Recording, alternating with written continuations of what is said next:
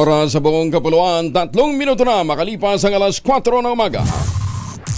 DZRH, magandang umaga Pilipinas! Sa DZRH Radio, DZRH TV at DZRH Online.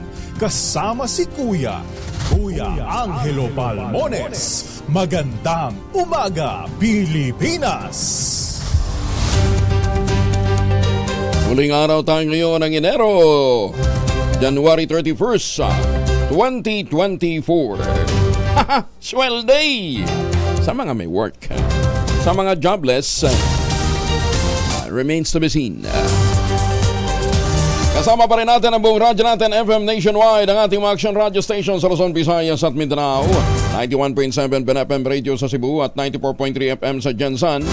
Yan po naman ang ating mga DZRH News FM. Sa ulo ng ating mga balita, amihan patuloy na magdadala ng malamig na panahon sa bansa ayon sa Pag-asa. Extension ng LPA o sama ng panahon at amihan nagresulta naman ng malawakang pagbaha sa Davao Oriental. Mahigit sa 200 pamilya inilikas. Relasyon ni Vice President Sara hindi magmabago kahit inupakan ng kanyang amang si Mayor Digong. Ayon naman ito kay Pangulong BBM. Pangulong Bongbong inabsuelto naman ni Senator Bato de la Rosa sa paggamit ng cocaine. Mayor Baste nag-I am sorry naman kay Senator Amy sa banat nito sa kapatid. Speaker Romualdez pumalag sa banat ng pinsang si Amy. Hindi daw kailangan ng bastusan.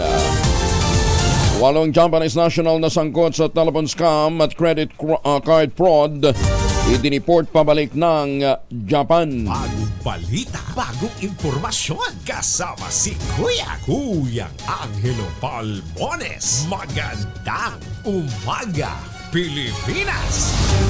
Sa detalye ng ating mga balita, patuloy na magdadala ng malamig na panahon sa bansa ang Northeast Monsoon o amihan na ang peak ay maaaring maranasan sa second week pa ng Pebrero. Nako, di malamig ang Valentine's Day. Ayon sa Pag-asa, ang Metro Manila ay kabilang sa 10 lugar na nakaranas sa mababang temperatura kahapon na itala sa 20 degrees Celsius dakong alas 2 ng madaling araw. Ang pinakamalamig na panahon sa Metro Manila ngayong amihan season ay naitala sa 19.9 degrees Celsius nitong January 27. Ang Baguio City ang may pinakamababang temperatura kahapon umabot ng 11.8 degrees Celsius mahagyang mataas sa naitala nitong 9.8 degrees Celsius noong January 27. Pumapangalanan naman sa may pinakamalamig na panahon ng La Trinidad, Benguet. Kagandang pumunta dun sa mga flower farm nila ngayon, ano ha? Ang temperatura sa Benguet 12.2 degrees Celsius, malayo sa naitala nitong 9.7 degrees Celsius noong January 29 na pinakamababang naranasan ngayong taon. Ang iba pang mga lugar na nakaranas din ng pababang temperatura. Basco, Batanes sa 18.2 degrees Celsius, Tanay Rizal 18.3, ang Lawag City sa Ilocos Norte 18.5, Sinay Ilocos Sur 19.2 degrees Celsius. Naimbag na bigat ka na kayo amin sa ating mga suki dyan po sa Norte.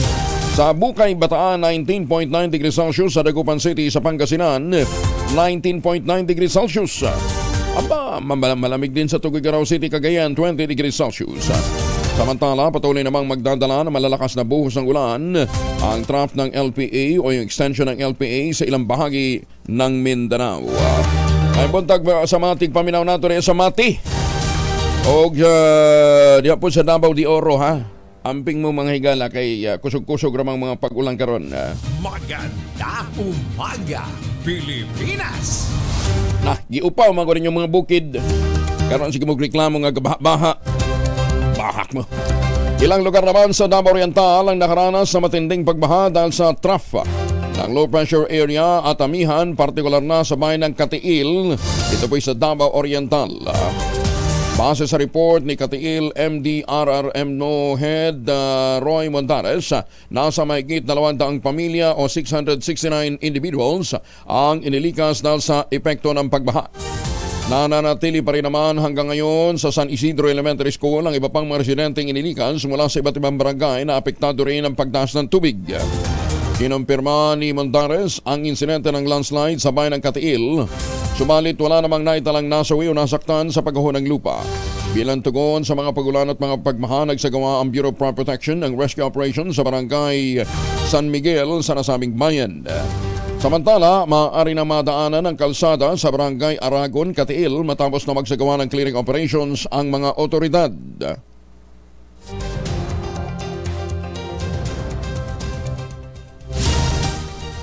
Nawawala yung update ni Mondares. Mondares, yuhu. Wala. Samantala, nabuhayan naman ang pag-asa mga residente sa dalawang bayan ng Batangas na naapektuhan ng pagputok ng Bulkan Taal 4 na taon na nakalilipas. Ito'y matapos na pasinayaan ang dalawang housing project sa kanilang lugar. Pinondohan ito ng Philippine Amusement and Gaming Corporation o PAGCOR. Sa kumpas ni PAGCOR Chair at CEO Altenco, ibinuksan na ang PAGCOR Village Housing Project sa bayan ng Balete at Taal, halos kasabay ng ika-4 na anibersaryo ng volcanic eruption noong January 12, 2020. Kabilang sa dalawang bayan, kabilang ang naturang dalawang bayan sa 6 na munisipalidad ng Batangas na tumanggap ng tig 30 million pesos na pondo mula sa PAGCOR para sa konstruksyon ng mga permanent shelters. Ito'y laan para sa mga dating nakatira sa permanent danger zone ng Taal. Nasa 200 pamilya ang makikinabang sa katatapos pa lamang na housing unit sa Barangay Iba, ito po'y sa Taal, at Barangay Solis naman sa Balete. Kabilang ang iba pang mga recipient ng PAGCOR Village Project ng PAGCOR at ni Chairman Tenco ay ang mga bayan ng Agoncillo, Lemery, San Nicolas at Mataas na Kahoy. 10 minuto na makalipas ang alas 4 ng umaga.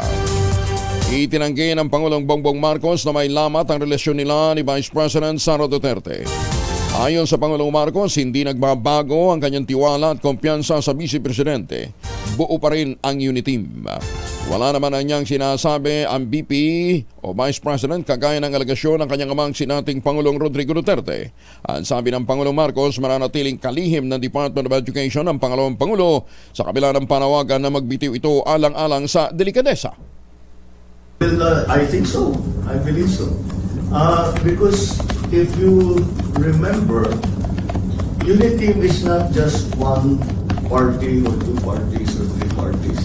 It's the unification of all hopefully all the political forces in the Philippines to come together for the good of the country.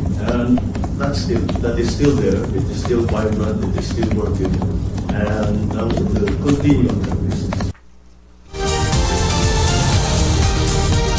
Samantala, inilaglag ng People's Initiative for Modernization and Reform Action o PIRMA si House Speaker Martin Romualdez sa kontrobersyal na People's Initiative. Sa pagdinig ng Senate Committee on Electoral Reform, sinabi ng PIRMA lead convener na si Noel Oñate na nakipag-ugnayan siya kay Romualdez para makakuha ng 3% lagda sa bawat congressional district. Sa tanong ni Senator Amy Marcos kung suportado ni Romualdez ang signature campaign, sinabi ni Oñate na all out behind the People's Initiative ang kongresista. Si Oñate umano ang unang nagtakda ng pulong pero kalaunan ay napagkasunduan na gawin ito sa bahay ni Romualdez. Napaamin din si Oñate matapos ipakita ni Senator Marcos ang isang larawan kasama si Romualdez, ako Bicol Representative Elizalde Co at ilang mga abogado sa ginanap na People's Initiative for Charter Change Staff Meeting noong 8 ng Enero. Dinipensahan ni Senator Amy Marcos ang Senado laban sa pahayag na wala itong pakialam sa usapin ng People's Initiative para sa Charter Change. Ayon kay Senator Marcos, walang gamot sa kakapulan ng muka ang taong nagsasabi nito bagamat hindi pinangalanan kung sino. Pero naglabas siya ng video clips at news report nga na nagtuturo kay Speaker Martin Romualdez at mga miyembro ng Kamara na nasa likod daw ng Project PI. Idiniin pa ng presidential sister na hanggat hindi na ibabaon ang People's Initiative ay muli itong babangon at magiging multo. Ito rin na niya ang papatay sa demokrasya dahil sa panluloko sa publiko, paglustay sa pera ng bayan at pagsisinungaling ng matatakaw na mga opisyal. Ginawa ni Senator Marcos ang pahayag sa paglarga ng pagdinig ng Senate Committee on Electoral Reforms na kanyang pinamumunuan tungkol sa manoy suhulan sa Project PI. Ang sabi ng COMELEC, hihinto na sila sa pagtanggap ng pirma hanggat hindi na ay aayos ang ilang teknikalidad. Anong teknikalidad? Yung mga pirmang naipasa na. Paano? Anong bagong pamantayan ang gagawin nila? Kung aatras at nagbago ang isip ng tao, anong gagawin? At marami pang ibang tanong. Maaaring masaya tayo ngayon dahil akala natin napagpahinga na natin ang usapin ng PI nila. Pero hanggat hindi natin ito naihihimlay, babangon po muli ito upang maging multo. Nakakatakot. At ang sino man magsabi na walang paki ang Senado sa usaping ito, isa lang ang masasabi ko, walang gamot sa kakapalan ng mukha mo. Maganda umaga, Pilipinas!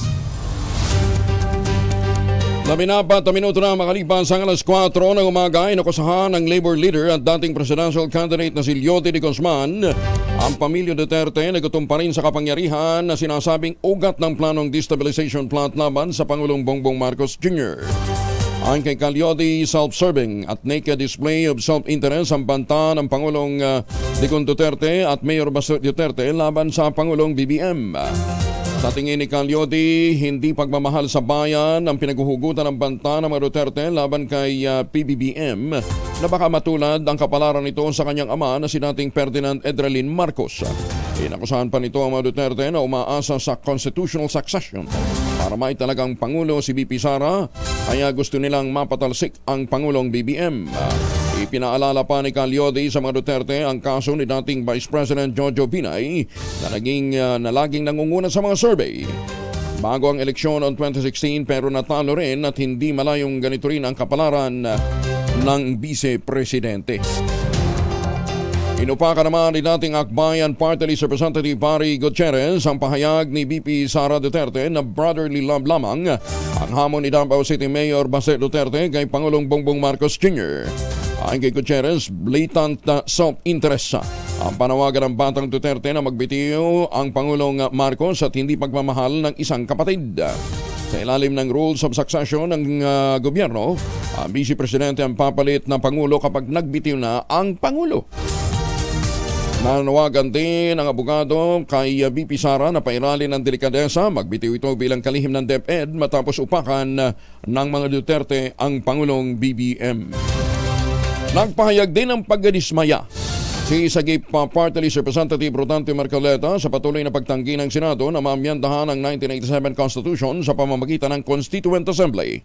Ipinahayag ni Marcoleta ang kanyang pagkadismaya sa pagdulin nito sa pagdinig ng Senate Committee on Electoral Reforms and People's Participation kaugnay ng isinusulong ng People's Initiative. Ayon kay Marcoleta, matagal nang iniimbitahan ng Kamara ang mga senador tungkol sa bagay nito pero patuloy niya ang pagdedma ng mga ito sa mga resolusyong inoprobahan ng mababang kapulungan. Sinabi ni Marcoleta na mula noong panahon ni Speaker Sonny Belmonte, hindi inaaksyonan ng Senado ang mga resolusyon na ipinapasa ng House of Representatives para maamyandahan ang konstitusyon. Bagong balita, bagong impormasyon. Kasama si Kuyang Angelo Palmones. Magandang umaga, Pilipinas! Naimbag na bigan sa ating mga kababayan dyan sa Tabok. Mag-showbiz nga muna tayo. Mainit na mainit ang politika. Magandang umaga, Pilipinas! Si Osang daw mananatiling loyal sa ABS-CBN. Never daw pinabayaan ang kanyang karir. Nasaan na ngayon si Osang? Abay, tanongin natin mula kay Morley Alillo. Morley, good morning! Gising na ang showbiz! Rampa na Pilipinas! Good morning, Kuya Angel. Well, nagkaroon ako ng chance na makausap si Rosana Roses at ayon kay Osang, mananatiling loyal at tapat daw siya sa ABS-CBN dahil sa mahabang panahon ay ito ang kumupkop sa kanya at nagbibigay ng proyekto na kung saan ay hindi napapabayaan ang kanyang karir. Siyempre daw, kanino ba raw siya tatanaw ng utang na loob? Doon sa mga taong tumatanaw din na naniniwala sa kanyang kakayahan bilang isang artista. resulta. Sinabi pa ni Osang, masaya, maligaya siya sa puder ng ABS-CBN at walang dahilan para lumipat siya sa ibang kwadra. Yan ang ating DZRH Showbiz Hottest News. Ito po ang inyong RH47, Morley Alinio. Tuloy-tuloy sa pagbabalita, tuloy-tuloy sa serbisyo, sama-sama tayo Pilipino. Babu! Maganda umaga, Pilipinas! Maraming salamat, Morley. Ate, sige, mamalengke na rin muna tayo. Ay mga mamis ha, pwede tayong mag-laundry day today. Kunot no ka kapag makapit, madikit at malupit ang mantsa. All you need is pride. Ba't mapahirap pa ng self-concept pride? Easy at worry-free naman ang laundry. Sa triple stain away formula, tanggal ang matitinding mantsa based on test sa chocolate, mud, and Sembomon cotton. Gawa po ito ng ACS. Che, pwede ka nang mamalengke. Kasi mamayang hapon pag-uwi mo saka ka maglaba. Nasa San Andres Market ang RH27 Noche. Mayong buntag, Kuya Angel, ngayong Wednesday morning dito sa San Andres Market, ang presyo ng bangus, Kuya Angel, yung medium size, 240 ang kilo, habang ang tilapia nasa 150 ang kilo.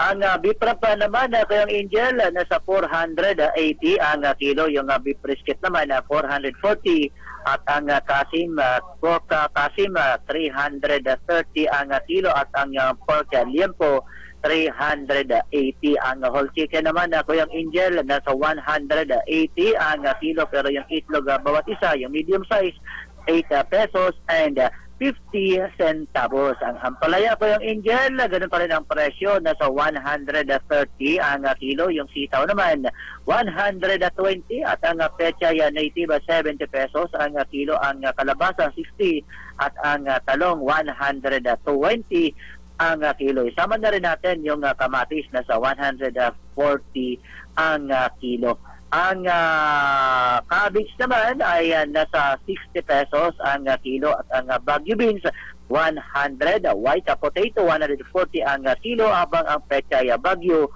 80 pesos. Sama na rin natin yung sayote, nasa 60 pesos ang kilo. Ang sibuyas pula naman ay ng local 150 ang kilo, habang ang onion white na local 100, onion white na imported 130 ang kilo, at ang garlic imported 160. Isama na rin natin ang siling pula, yung tinatawag na Taiwan, 250 ang kilo. Kalamansi 80 ang lakatan, 120, latunda na 70, at ang papaya solo 75 pesos ang kilo, at ang mangga na hinog, yung uri yaya kalabaw, ay nasa 250 ang kilo. Ang sugar white naman 90 pesos, sugar was 90, at ang sugar brown 90 pesos din ang kilo. Palm oil 350 ml 35 pesos, habang ang palm oil 1 liter 90 pesos. Isama na rin natin yung bigas sa Kuya Angel, yung commercial imported rice 60 pesos ang kilo, habang ang pinakamurang bigas naman sa commercial local rice ay yung premium 56 pesos ang kilo, habang ang special 60 pesos ang kilo, Kuya Angel.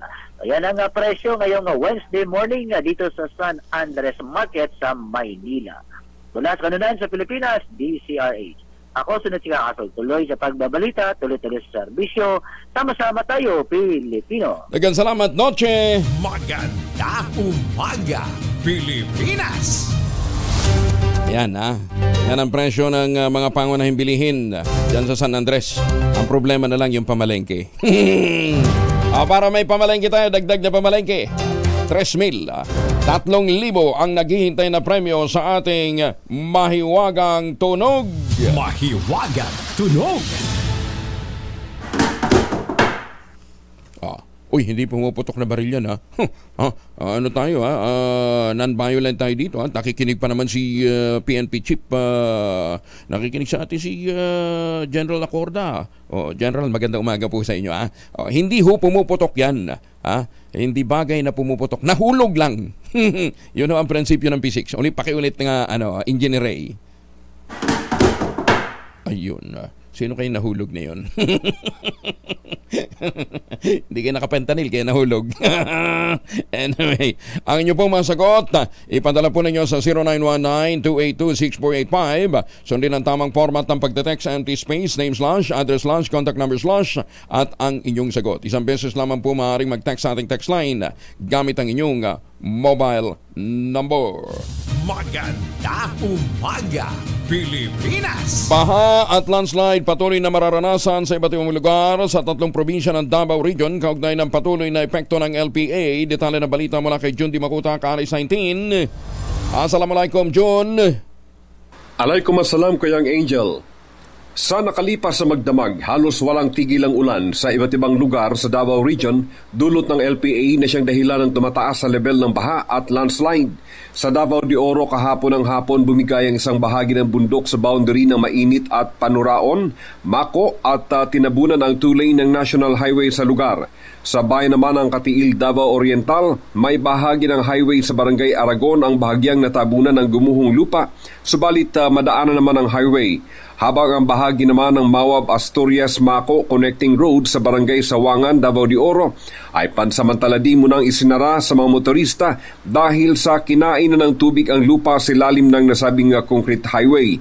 Sa bahagi naman ng Baganga Municipality, may mga senyales na rin ng pag-overflow ang 4 na tulay, ang Dapnan Bridge, Baganga Bridge, Barangay Mahanob Bridge at Barangay Central Riverside. Sa bayan naman ng Katiil, dumagsa ang mga residente sa Poblasyon Evacuation Center mula sa Barangay San Miguel.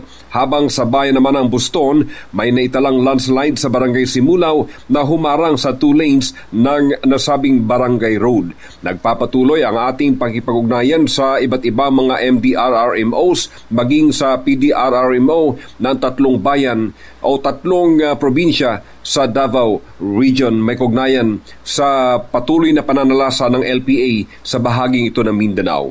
Mula sa kaununahan sa Pilipinas, DZRH, ako si RH19, Jun Di Makutak, tuloy-tuloy sa pagbabalita, tuloy-tuloy na serbisyo, sama-sama tayo Pilipino.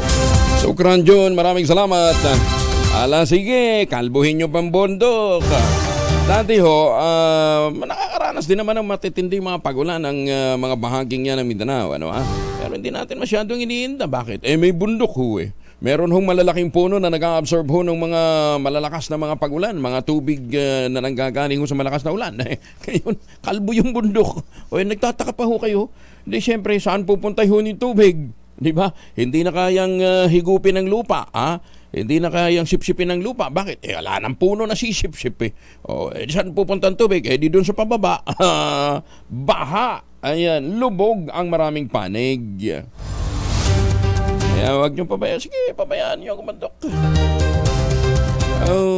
Ito naman, 21 hektarya ng kagubatan sa Itogon, Benguet, natupok naman ng forest fire. Detalye na balita mula kay Romy Gonzalez sa RH41. Imbang na bigat lakay. Romy? Abot na sa 21 hektarya na mga kagubatan sa 3 sityos sa Itogon, Benguet ang naapektuhan ng forest fire. Ayon sa Bureau of Fire Protection, Cordillera, tinatayang 14 na hektarya ang tinupok ng apoy sa Ampukaw, samantalang abot naman sa 7 hektarya ang naapektuhan ng forest fire sa Dalupirip. Subalit malayo ang sunog sa mga kabahayan.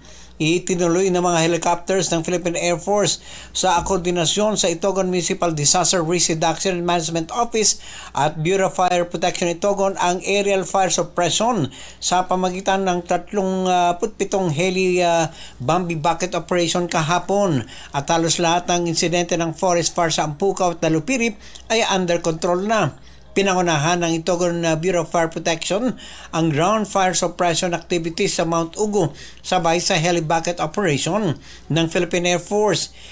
Pagpapatuloy ng Bureau of Fire Protection Itogon ang pagtaya sa naapektuhan na lugar na tinupok ng apoy at pag-apula sa forest fire. Mula sa kauna-unan sa Pilipinas, DZRH, ito si Romy Gonzalez, tuloy-tuloy sa pagbabalita, tuloy-tuloy sa serbisyo, sama-sama tayo Pilipino. Maraming salamat, Romy. Jose Aguina. Sa mga may lakad ngayong araw na ito, saan mang pong panig ng Pilipinas kayo naroroon, pagpaunin na proteksyon ang inyong mga mahal sa buhay laban sa mikrobyo. Ano yung mainam na proteksyon laban sa mikrobyo? Family alcohol. Dalawang formulation ng family alcohol na pwede natin pagpilian. Yung family 70% isopropyl alcohol, especially prepared for clinics, hospital, pharmacies, laboratories. Pero okay na okay din po yan sa mga households. Very effective sa disinfection at sterilization. Ganyan ang bagsik ng family, 70% isopropyl alcohol. Maghapon man natin gamitin, no problem. Hindi po manunuyo ang ating mga kamay dahil meron po itong moisturizer. Yun namang mabangong family rubbing compound improved cologne. Ayun yung mabangong isopropyl alcohol na ginagamit ng mga masahista, mga barbero, mga doktor, mga nurse, mga kumadrona for sponge beating and other cleansing purposes. Family rubbing alcohol parang di siya reachable na sa mahabang panahon. Mabibili sa naman butik at convenience stores nationwide. Family rubbing alcohol, hindi lang pampamilya, pang sports pa. Magandang umaga sa mga blind masseur na suki ni Senator Lito Lapid sa mga airport. At syempre sa ating mga suking kumadrona. Maganda umaga, Pilipinas! Dinakip naman ang mga operatiba ng Cainta Municipal Police sa isang lalaki dahil sa panloloko sa vlogger sa Antipolo Rizal. Kinilalang naaresto na si John, isang driver at residente ng Mabitak, Laguna. Ayon sa investigasyon, tinawagan ni John ang maid ng vlogger na kinilalang si Francisa sa pamamagitan ng Facebook Messenger kung saan sinabi nito na naaksidente ang asawa nito at hinihingi ng scammer ang pera at mga alahas ng biktima. Ipinagbigay alam ng kasambahay kay Francis ang mensahe ng taong tumawag sa kanya na nakumpirmang isang scammer. Dahil dito humingi ang biktima at ang maid ng tulong sa Cainta Police kung saan nasa kote nila sa isang entrapment operation ang suspect sa Tanay Rizal. Na-recover mula sa 25 anyos na lalaki ang cellphone na ginamit sa pang-i-scam kay Francis. Nahaharap ngayon ang suspect sa kasong swindling. Kaya ayan ingatan ho natin sa atin hong mga kasambahay. Lagi ho natin ibibriefing, huwag magpapaloko sa mga ganyang klase ng mga walang magawa sa buhay. Maganda umaga, Pilipinas! Butin lang may pinahigting na kampanya si General Acorda laban ho dito sa mga scammer na ito. Pangulong Marcos, Vietnam President Man Tong nagpulong tungkol sa agrikultura at issue sa South China Sea. Detalye na balita mula kay Pamela Adriano. Pam? Nagpulong sa isang bilateral meeting sina Pangulong Ferdinand Marcos Jr. at Vietnam President Vo Van Thuong para palakasin ang ugnayan ng dalawang bansa. Pinag-usapan ng agrikultura, kalakalan, maritime cooperation at defense. Pumirma ang dalawang pangulo sa ilang kasunduan kabilang ang Rice Trade Cooperation, Incident Prevention and Management pagdating sa South China Sea, gayon din ang Agricultural Cooperation. Ang Rice Trade Cooperation Memorandum of Understanding ay lumilikha ng isang balangkas para masiguro ang sustainable na supply ng pagkain sa gitna ng epekto ng climate change at pandemya. Sumang-ayon ng Vietnam sa pagsusupply ng white rice sa Pilipinas sa loob ng 5 taon sa murang halaga. Tinatayang aabot ito sa 1.5 million hanggang 2 million metric tons kada taon. Kaugnay nito, ang Memorandum of Understanding naman sa Agriculture Cooperation ay may layong magtatag at ipagtibay ang 19 na areas of cooperation, kabilang na ang high-value crops, mga livestock at aquaculture. Bukod sa kasunduang ito, inaasahang ding magpapalitan ng datos ang dalawang bansa tungkol sa mga pulisiya, plano at iba pang rice trade-related activities. Pagdating naman sa usapin ng issue sa South China Sea na pagkasunduan ni Marcos at Van Thuong na mas pag-igtingin pa ang kanilang ugnayan sa mga miyembro ng ASEAN tungkol sa maritime issues. Nagpahayag naman ng pasasalamat si Pangulong Marcos para sa visit invitation at kinilala nito ang paglago ng ekonomiya ng Vietnam. Binigyan din ng dalawang lider ang pagtutulungan ng dalawang bansa na parehong layunin ang pagkakaroon ng kapayapaan at kaunlaran. Mula sa kauna-unahan sa Pilipinas, DZRH, ito si Pamela Adriano. Tuloy-tuloy sa pagbabalita, tuloy-tuloy sa serbisyo. Sama-sama tayo, Pilipino. Maganda umaga, Pilipinas! Maraming salamat, Pam. Ay mga misis, amoy araw ba si Monso pag-uwi galing ng eskwela o galing sa lakwatsa? Amay dahil yan sa germs sa katawan nila para labanan ng amoy araw at amoy pawis gumamit ng Shield Bath Soap regularly. Ambita palang Shield sa paglaban sa germs versus another brand may shea butter na pampalambot ng kuti sa presyong abot kaya $12.50 SRP. Kaya mga misis ay challenge yung subukan ng Shield Bath Soap. Galit sa sakit may malasakit, sulit na sulit. African Swine Fever, mahigpit na binabantayan ng Provincial Veterinary Office ng Pangasinan. Masantos siya kabasanit sa kay Amin sa ating mga suki dyan sa Pangasinan. Detalye ng balita wala kay RH38 Freddy Pajardo. Freddy? May 6 na bayan at isang lungsod sa Pangasinan na kabilang pa rin sa mga lugar na apektado ng African Swine Fever o ASF na mahigpit na binabantayan ng Provincial Veterinary Office. Kabilang pa rin sa listahan ang 6 na bayan at isang lungsod sa lalawigan na apektado ng ASF. Ayon kay Dr. Araceli Rebiñol, Officer in Charge ng Pangasinan Provincial Veterinary Office, sa datos na inilabas ng National ASF Prevention and Control Program, kabilang ang mga bayan ng Anda, Bulinaw, Mga Tarim, Santa Barbara, Suwal, Orbistondo at lungsod ng Alaminos ang nasa ilalim ng Red Zone status ng ASF Zone Category. Ang ibig sabihin niya ng mga lugar na ito apektado pa rin o infected zone sa probinsya ng sakit na ASF. Samantala kabilang ang 19 na bayan sa ilalim naman ng pink zone status o buffer zone kung saan walang naitalang ASF ngunit katabi ng isang infected zone at mga lugar na hindi nakapagtala ng ASF sa hindi bababang 60 araw. Nasa 21 lugar naman sa lalawigan ng kabilang sa yellow zoning status o surveillance zone. Ito naman ang kinabibilangan ng mga lugar na high-risk area sa ASF dahil sa dami ng mga baboy sa lugar. Patuloy ang monitoring ng Office of the Provincial Veterinary sa mga nabanggit na lugar. Mula sa Action Radio Pangasinan, ito si Freddy Fajardo RH38, tuloy-tuloy sa pagbabalita, tuloy-tuloy sa serbisyo, sama-sama tayo Pilipino. Maraming salamat Freddy. Samantala, 270 baby pawikan naman ang pinakawalan sa dagat ng Borong, Bataan. Detalye ng balita mula kay Danny Kumilang, RH37. Danny, good morning. Pinakawalan ang 217 piraso ng baby pawikan malapit sa hatchery ng Sagip Foundation sa Sitio Puerte, Barangay Poblasyon, Morong, Bataan. Isinagawa ito ng 35 empleyado ng GN Power Dinginin Ltd, GNPD kasama ang mga volunteers at residente sa nasabing lugar.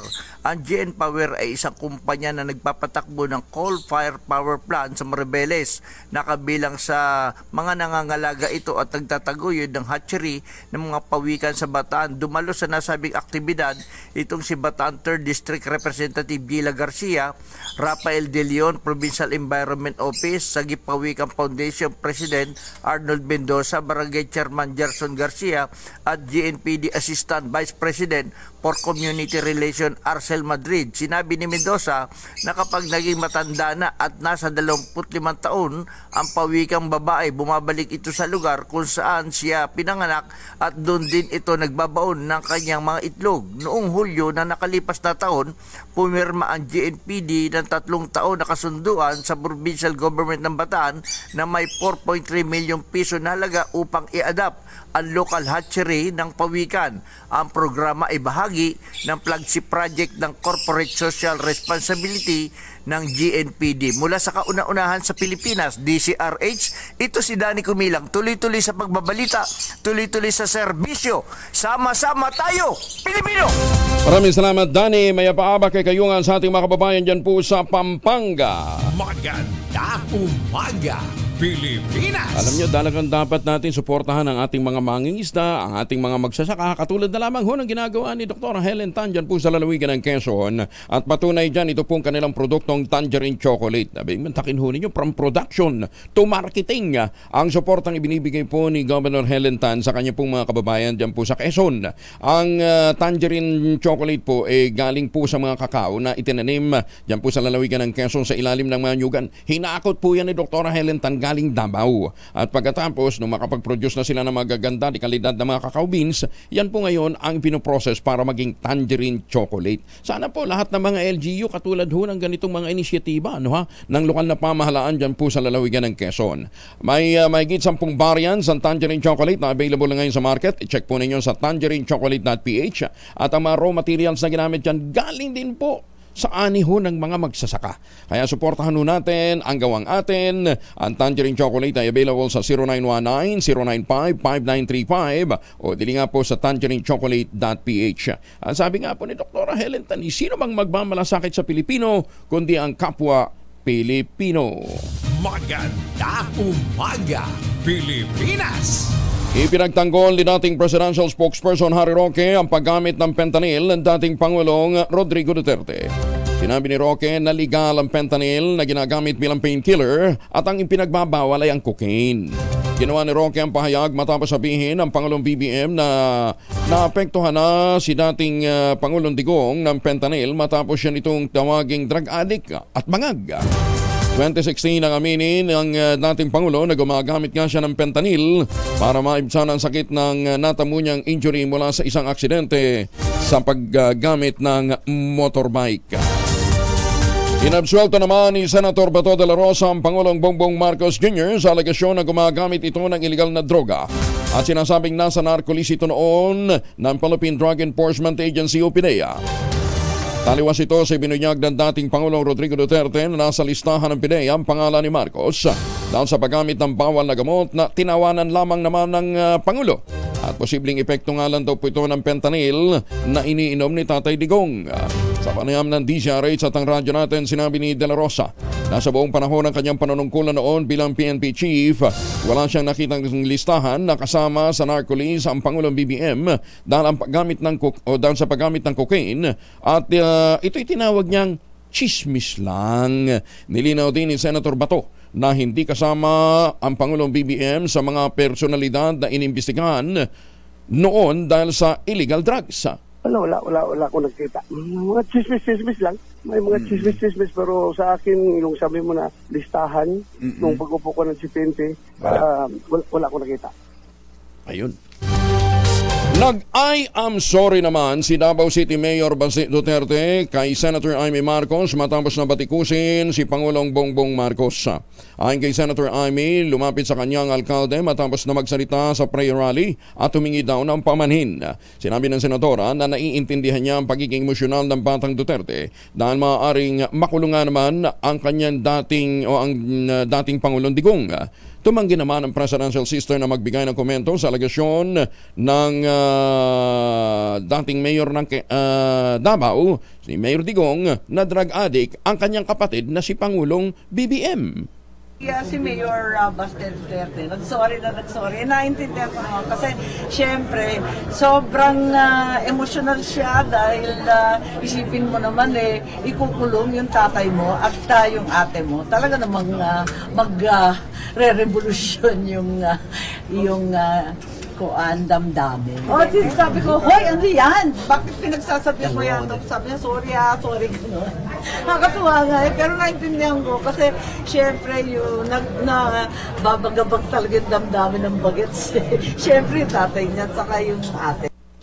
Maganda umaga, Pilipinas! Magandang umaga sa mga kababayan nating mga seafarers, sa mga marino, saan bang pong panig ng mundo kayo naroroon. Thank you ha. Maraming salamat sa inyong tunay na malasakit para sa bayan. Salamat po sa inyong sakripisyo. Yan po talaga mga bagong bayani natin. Hindi iniinda yung lamig ng panahon dun sa mga lugar na kanilang kinaroroonan ngayon. Makapagpadala lang ng dolyar dito sa Pilipinas. Ha? Sa mga Pilipino dyan sa US, sa Canada, sa Australia, sa iba't ibang panig ng kapuluan ng mundo. Ano? Sa Inglaterra, ha? Sa United Kingdom. Thank you. Sa mga Pilipino din sa Taiwan at sa Hong Kong, yung mga suki natin dyan. Ha? Pangulong BBM tiniyak naman na maayos at walang pagbabago sa relasyon nila ni BP Sara. Detalye na balita mula kay Let Narciso, RH14. Let, good morning.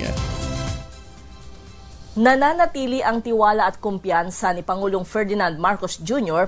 kay Vice President at Department of Education Secretary Sara Duterte. Ito'y sa kabila ng mga banat sa Pangulo ng ama ni VP Sara na si dating Pangulong Rodrigo Duterte. Sa panayam sa Vietnam, sinabi ni Pangulong Marcos na mananatili si VP Sara bilang kalihim ng DepEd. Ayon kay PBBM, pareho pa rin ng dati ang samahan nila ng Vice-Presidente dahil wala naman itong sinasabing kung anumang laban sa kanya. Iginiit rin ng Presidente na buo pa rin ang unit team kasama si VP Sara. Paliwanag nito, hindi lang naman 2 o 3 partido lang ang unit team, kundi pagkakaisa ng lahat ng puwersa sa politika para sa ikabubuti ng Pilipinas. Para sa kauna-unahan sa Pilipinas, DZRH, ito si Let Narciso, tuloy-tuloy sa pagbabalita, tuloy-tuloy sa serbisyo, sama-sama tayo, Pilipino. Maraming salamat, Let. Alas 4:42, sumapila naman si House Speaker Martin Romualdez sa pinsan niyang si Senator Amy Marcos na wala namang bastusan. Ginawa ni Romualdez ang panawagan matapos sabihin ni Marcos sa pagdinig ng Senado na walang gamot sa kakapalan ng muka na tila siya daw po ang pinatataman. Ayon kay Romualdez, bagamat hindi maiiwasan ang pagkakaiba ng opinyon, makabubuti na pag-usapan ito ng maayos at may respeto sa isa't isa. Dapat niyang manatili pa rin ang respeto at pagiging sibilisado sa pagtugon sa mga isyu. Nakiusap din ang House Speaker kay Senator Marcos na maging magandang ehemplo dahil may nakikinig na mga kabataan. Handa naman ang Kamara na makipagkasundo sa Senado para isulong ang economic provision sa pag-amyenda ng 1987 Constitution. Ayon kay House Majority Leader Manuel Jose Dalipe, i-a-adapt na lamang ng Kamara ang Resolution of Both Houses No. 6 ng Senado para tuluyan ang mamatayang issue ng People's Initiative. Nakahanda niya ang Kamara na sundin ang ipapasang bersyon ng Senado upang mawala ang duda at mga guni-guni ng mga ito na baka may maisingit pang political provision. Inamon din ni Dalipe ang mataas na kapulungan na pagtibayin ang nasabing resolusyon para maamyandahan ang economic provisions ng saligang batas sa Baya Constituent Assembly.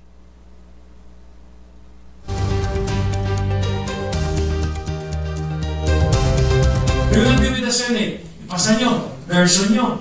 Kayo na, a-adapt na namin. Well, no question asked. Diba? Sabi ni Speaker, mas blood compact pa. Sige, mag-blood compact tayo. Baka iniisip nyo kung ano-ano yung mga guni-guni ninyo. Blood compact tayo, ipasa natin. Kasi kailangan ng Pilipinas yan To amend the economic provisions, we need to update the 37-year-old Constitution. You transmit it to us, we hold the plebiscite. O paano pa magpe-plebiscito yung People's Initiative? Patay na siya. Diba? How do you stop that? Unahin natin. The House of Representatives will adopt it. Sabi ni Speaker, blood compact pa. Para walang duda-duda na kung anong klaseng version pa. Version na nila, economic provision. Samantala, pinasusumpina ng Senate Committee on Electoral Reforms ang abogado na manoy promotor ng People's Initiative para sa charter change. Nagmosyon si Senator Francis Tolentino para isubpina si Attorney Anthony Abad matapos sabihin ni Congressman Rodante Marcoleta na itong nasa likod ng naturang inisyatiba. Ayon kay Marcoleta, nakasulat ang pangalan ni Abad sa form na ginagamit sa People's Initiative Signature Campaign. Mga mastermind ng People's Initiative dapat nang makasuhan ayon naman kay Senator Bato. Detalye ng balita mula kay Raymond Edpa sa RH28. Raymond. Dapat managot sa batas ang mga nagpasimuno o mastermind ng People's Initiative. Ito ang iginit ni Senador Ronald Bato de la Rosa kasunod ng paunang hearing ng Senate Committee on Electoral Reforms hinggil sa kontrobersiya nilikha ng People's Initiative o PI. Ayon kay De La Rosa, kahit na sinuspindi na ng Commission on Election ang lahat ng mga proceedings kaugnay ng PI, ay dapat makilala kung sino-sino ang nanloko sa ating mga kababayan para pumirma sa kanyang tinukoy na Politicians Initiative upang hindi na maulit pa sa mga susunod na pagkakataon. Masakit umano para sa senador na pinagsamantalaan ang kahirapan ng marami sa ating mga kababayan. Ito ay kasunod ng mga reports na tinanggap ng komite na may mga nasuhulan umano para lang pumirma para sa petition. Ang iba ay pinangakuan ng ayuda mula sa DSWD, DOH at Department of Labor. Ngunit hindi malinaw sa kanila kung ano ang kanilang pinirmahan. Maring itinatanggi ng pamunuan ng Kamara de Representantes na sila ang nasa likod ng PI, bagkus ay advisory lang umano ang kanilang ibinigay sa grupong pirma na siyang tunay na nasa likod ng People's Initiative. Para sa kauna-unahan sa Pilipinas, DZRH, ito si Raymond Dadpaas, tuloy-tuloy sa pagbabalita, tuloy-tuloy sa serbisyo, sama-sama tayo, Pilipino. Maraming salamat Raymond. Samantala, medicine vouchers para naman sa mga mahirap ipinapanukala sa Kamara. Detalye na balita mula kay Manang Milky Regonan, RH12 Banamilky. Isinusulong sa Kamara ang pagkakaroon ng medicine voucher program para sa mga mahirap na mamamayan. Layunin ito na magkaroon ng libreng access na mga gamot sa mga government hospitals, accredited drugstores at private establishments na kailangan sa kanilang pagpapagamot. Nakapaloob din ito sa House Bill 9797 o Free Medicine Act of 2024 ni Agri Party List Representative Wilbert Lee. Sa bill, sinabi ni Lee, ang Department of Health ang magiging lead agency at bubuo ng programa para sa mga nararapat na tumanggap ng medical vouchers. Ang vouchers ay tatanggapin sa lahat ng private drugstores at mga establishment. Sabi ni Lee, mula sa guarantee letters na ibinibigay ng gobyerno para sa medical assistance, dapat magkaroon ng medical voucher na tatanggapin pati sa mga pribadong drugstores o pharmacy. Paliwanag ni Lee, layunin nito na matulungan at mapagaan ang pasanin ng mga PhilHealth members, higit lalo na anya ang mga nangangailangan ng suporta sa pagpapagamot o pagpapaospital. Para sa kauna-una sa Pilipinas, DZRH, ako si Milk Regunan. Tuloy-tuloy sa pagbabalita, tuloy-tuloy sa serbisyo, sama-sama tayo, Pilipino. Maganda umaga, Pilipinas! Patuloy naman na nagsisilbing tulay si Senator Bongo para maiulapit sa mga Pilipino, partikular na sa mahihirap ang agarang serbisyong pangkalusugan sa pamamagitan ng pagpapatayo ng mas maraming super health centers. Binigyan din ni Senator Go, Chairman ng Senate Committee on Health, na patuloy siyang magtatrabaho para sa kapakanan ng mahihirap na Pilipino sa kanyang talumpati sa site inspection ng itinatayong super health center sa Barangay Balabag, Pabya, Iloilo, may ngaagan sa mga oturanda na sa Negros. Sa tulong ni Senator Go na ilalapit ang agwat sa pagitan ng healthcare at ng mga malaking komunidad dahil nga sa mga pinapatayong super health centers na naging daan para mabawasan ang hirap ng mga malalayong paglalakbay patungo sa mga ospital o para lamang ma-access ang primary health service. Ang Super Health Center ay dinisenyo upang bigyan diin ang paghatid ng pangunahing primary care, pag-aalok ng konsultasyon at pagpapahusay ng maagang pagtuklas sa sakit. Naglaan naman ang lokal na pamahalaan ng Makati ng mahigit 9.1 billion pesos para sa social services ngayong taon. Ayon kay Makati Mayor Abby Binay, halos sa kalahati ito ng 19.70 billion pesos na budget ng syudad ngayong 2024. Tiniyog din ni Mayor Abby na mas magbubutihin pa niya ang benepisyo at mga programa para sa Makati Sense sa harap ng inaasahang paglago ng ipon ng lokal na pamahalaan. Sa kabila niya ng 700 million pesos na tapyas ng National Tax Allotment para sa paglilipat ng 10 Embo Barangay sa Taguig, mananatili ang commitment ng LGU sa social services. Resulta ito ng paglago rin ng ekonomiya ng lungsod. Una nang inanunsyo ng city government na idinagdag nito ang bakuna kontra bulutong tubig sa listahan ng mga covered ng vaccination ng Makati. Naglalaro sa 8,000 hanggang 10,000 piso ang nasabing bakuna, pero libre itong nakukuha ng mga yellow card holders na Makati Sen. Sana all! Maganda umaga, Pilipinas! Ay naku, maghanap buhay na lang nga muna tayo. 10 minuto na lamang, alas 5 na ng umaga. Pilipinas. Ay, sa mga suki nating OFW na mga nagtatanong saan daw po ba sila makakontakt doon sa binabanggit nating housing project, na itinataguyod po ng Westchester Realty. Makakontakt po ninyo ang Westchester Realty sa 0996-501-5555 o dili kaya sa 0947-434-5555. Pakitake note naman Ayan, 0996-501-5555 o sa 0947-434-5555. Ito pa rin ang pangarap na magkaroon ng sariling bahay sa presyong abot kaya. Ay saan ka pa? Ito na ho ang pinakamurang ready for occupancy unit sa buong housing industry. Tapos may easiest term na 5% down payment, pwede panghulugan. Ulitin natin sa mga OFW na nagtatanong dahil magandang investment nga naman ito. Napakalapit lamang po sa Clark International Airport. 0996-501-5555 o 0947-434-5555. At kung ngayon ho kayo magpapareserve, may chance kayong bumiyahe ng libre patungong Japan. Ohayo gozaimasu sa mga Pilipino dyan po sa Japan. Pwede rin pumunta ng Thailand, sa Bangkok. Porto ito libre. Pwede rin po kayong pumunta ng Taiwan. Magandang umaga sa mga Pilipino dyan sa Taiwan. Pwede rin po sa Hong Kong. Ayan, doon sa mga gustong bumiyahe papuntang Hong Kong na libre. Ganon din sa mga gustong makakita ng Merlion sa Singapore. Aba, ano pang iniintay po ninyo?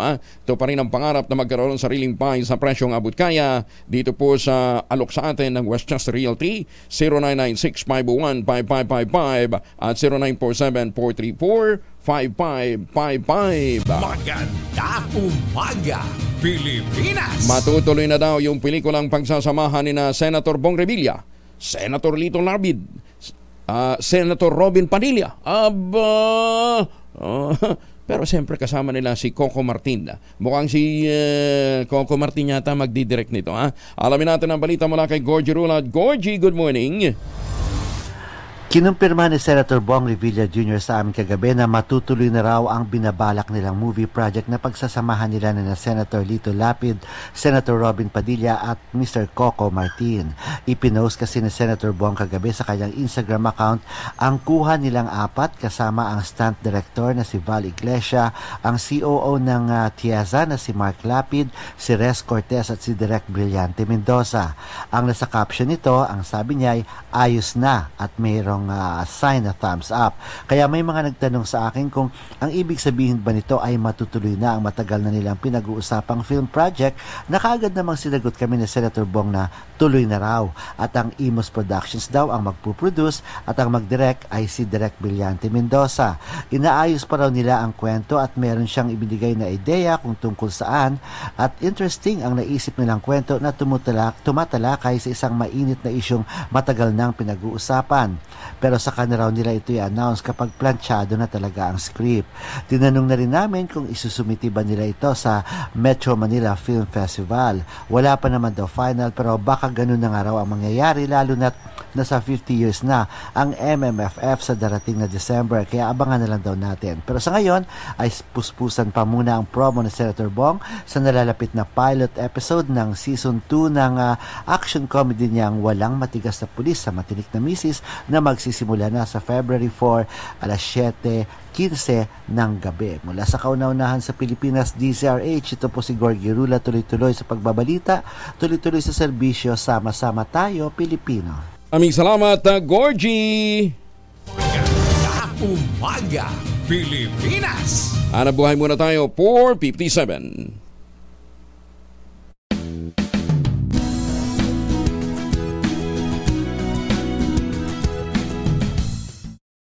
Mga balitang gigising sa inyong umaga. Mga balitang kailangan mong malaman. Mapapakinggan sa ACS Balita sa 2x2. Kasama sina Anthony Taberna at Jerry Baha. Lunes hanggang Biyernes.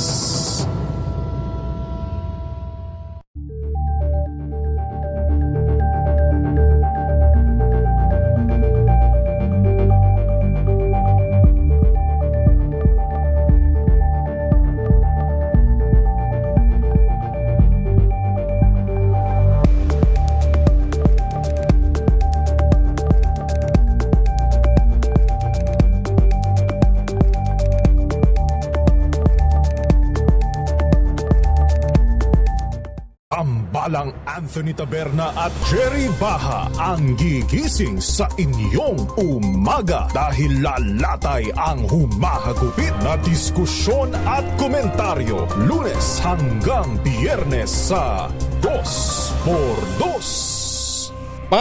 Magandang umaga din po sa mga taga San Francisco, California, sa mga taga Los Angeles at sa iba't ibang panig pa ho ng Kapuluan ng Amerika. Kapuluan Amerika, ayan ha. Nandyan ho kasi ang apo ni Engineer Robert Sintay. Ano nga pangalan nitong apo ni Engineer Robert Sintay na nagdiriwang ng kanyang first birthday ngayon. Ang kanyang apong si Eliana Quistabel Sintay. Ayan, apo ko rin to. Kasi inaanak ko sa kasalihong mag-asawa. Ayan ha.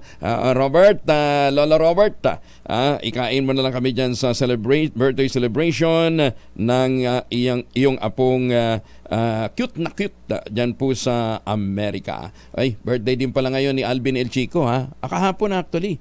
Oo, ni Kuya Alvin El Chico. Kuya Alvin, huwag ka pa naka-treat ba? Saan ka magpakape? Ayan ha. Si Alvin El Chico, kaibigan ho natin. Ano ha?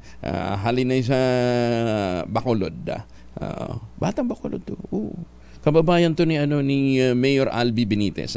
Ayan, happy birthday. At congratulations din sa ating kaibigang si Dr. Sigfred Yeye Manawis. Si Yeye Manawis naman ay kahala lamang bilang Vice President External na Bureau of Customs Employees Association o BUSEA. Ayan ha.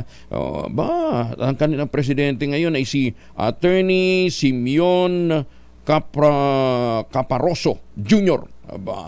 Congratulations sa mga bagong halal na mga opisyal ng Bureau of Customs Employees Association o BUSEA. Ayan ha. Dami nila.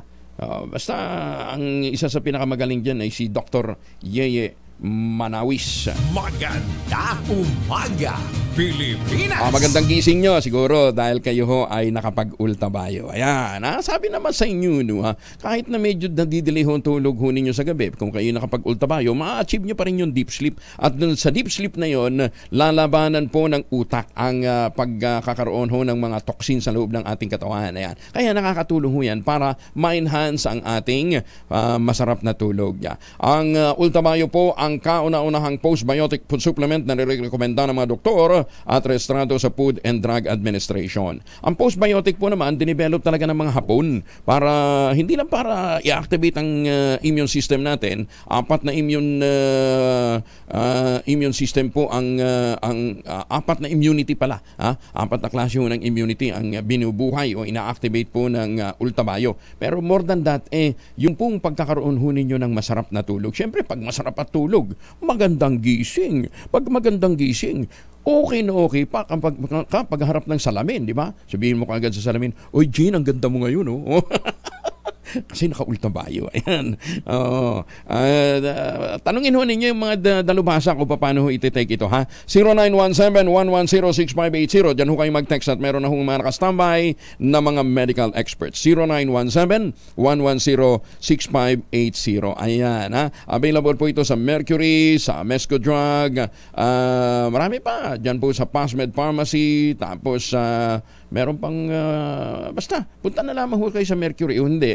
Pwede niyo sa Lazada o dili kaya ay sa Shopee. Pero pinakamalapit ho, pinakamarami, puntahan ho ninyo ang Mercury Drugstore. Ayan, ha? Para alam natin kung saan ho tayo kukuha ng resistensya sa araw-araw. Yung bang pagkagising mo masiglang ka. At ang paalala natin, ang ultabayo po ay isang food supplement with no therapeutic claim. Maganda umaga, Pilipinas! Para may pambili tayo ng ultabayo, ito na ang ating mahiwagang tunog. Nagkakahalaga ngayon ng 3,000. Mahiwagang tunog!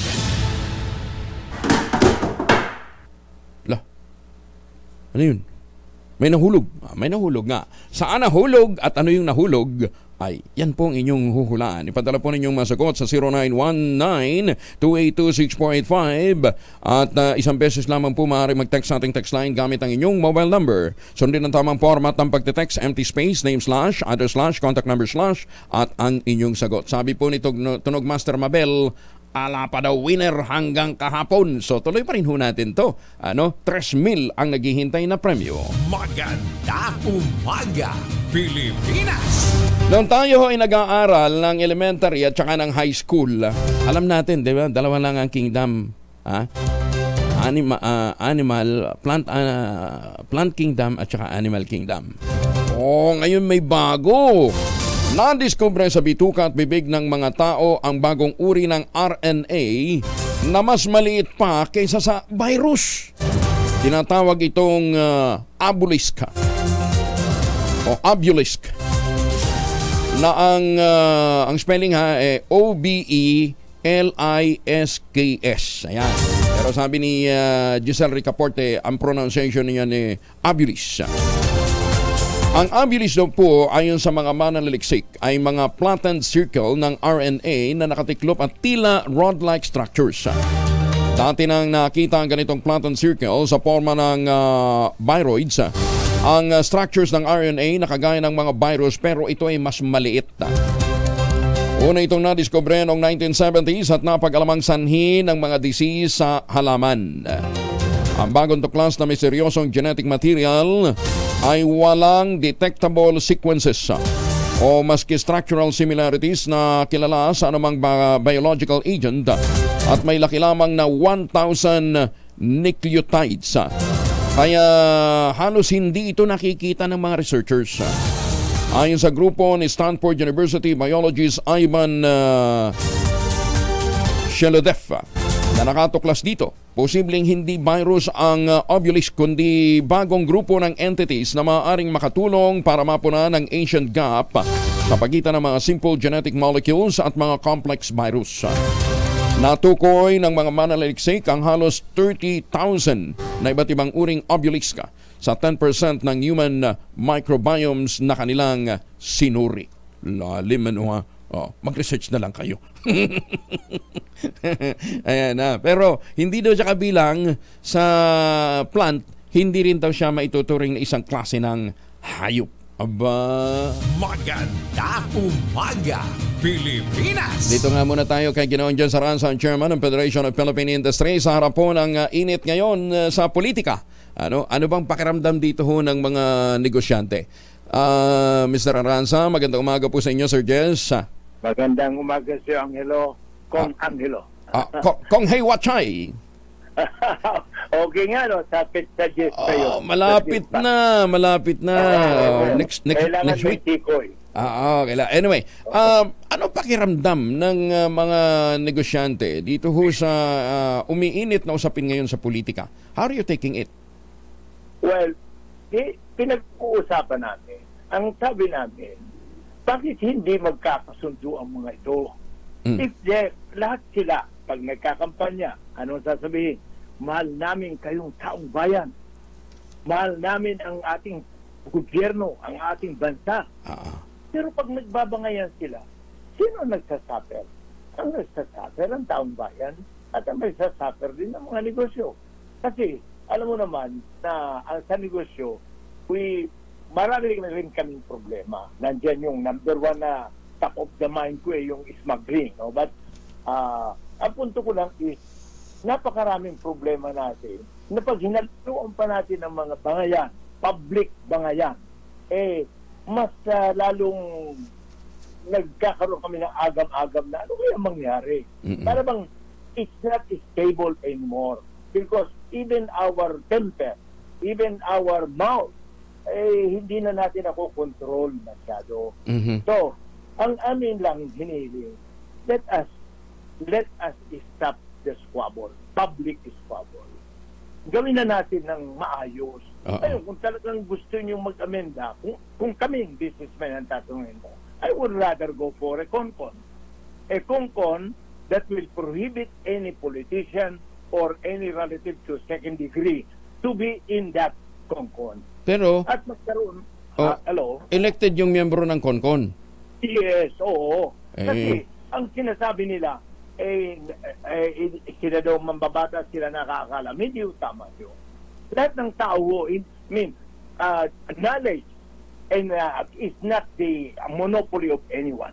Marami marurunong sa, hindi lang nagkakaroon ng chance ng ma-elect kasi unang-una, hindi popular, hindi artista, at hindi naman maraming halimbawa, nung tumakbo ako, ang pera ko lang hanggang Quiapo So, hindi ako pero, Sir Jess, paano man mananalo yung walang pera at hindi popular? Alam naman nyo dito sa Pilipinas, ang labanan di ba? At saka... Tama ka. Tama ka. Kaya nga natuto ako nung nakapasok pa, dapat tinuloy-tuloy mo na Kayo na, binabago nyo kwento. Hindi kita kinikwerdasan, pero we have to have people who are not teachable. But in everything. Okay. Ang dapat yan lahat. Kaya nga, pag-usapan, ano pa talaga ang gusto natin amendahan? Ngayon, kung ang akin nang nag-comment is, bakit amendahan mo yung voting as one or voting separately? Hindi ba, Angelo, lahat ng batas natin is voting separately, tama? Because that is the essence of check and balance. Nahihimay, kaya nagkakaroon ng bycam pagkatapos para suriin na kung saan tayo magkakasundo-sundo. Okay. So, bakit pagdating sa ating sarigang batas, marami nang gusto ng single body. Sana, pag-isipan ng mabuti. Ang akin lang, Angelo, ang dami nating problema sa ating bansa. Ang smuggling, sabi ko nga, kung mabasa mo ang aking kolong ngayong araw, sabi ko, smuggling is killing us softly, killing the nation and killing the people. So, yun yung mga dapat na unang mapagtuunan ng pansin. Oo, yun ang dapat tingnan mo. Nag-meeting sila, nakasama ako sa meeting na may pinag-uusapan kung paano pa unlarin, may dadagdagan daw ng buwis, etc., etc., etc. Pero ni-instant, wala akong narinig sa kanila kung paano. Ang ito, banggitin ko lang itong pinakagrabing problema. We are losing 250 billion in value-added tax. Okay. Pag yan ay in-equate mo sa goods, ang value ng goods na pumasok sa ating bansa na hindi nagbayad ng buwis, na siyempre ang pupatroniting kasi mura, is about 2.03 trillion pesos. Wow. Ano ang epekto niyan? Ninakawa ng gobyerno, pinapatay ang negosyo. Ilan ang tire companies natin? Dati 6, ngayon 1 na lang.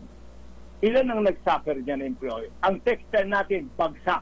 Because of kayo. So my point is, this is the worst problem. Ito ang pinakagrabing problema sa ating bansa. Dapat ito ang bigyan ng pansin at saka yung mga health, yung job creation and so on.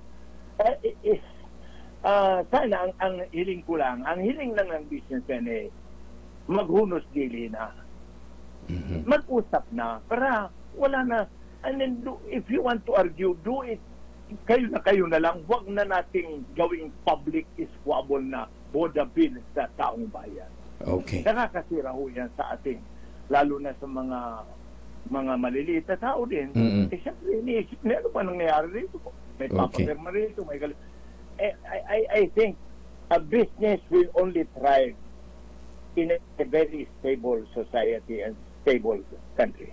Sir Jess, maraming salamat for joining us. Magandang umaga po. Thank you. Maraming salamat din. Ang Chairman ng Federation of Philippine Industry, si Ginoong Jess Aranza. Magandang umaga, Pilipinas! Pero talaga ngayon, alimuhunin nyo, dami na, nagkakanya-kanya ng galaw eh. Ito, bigyan ko kayo ng isang magandang example.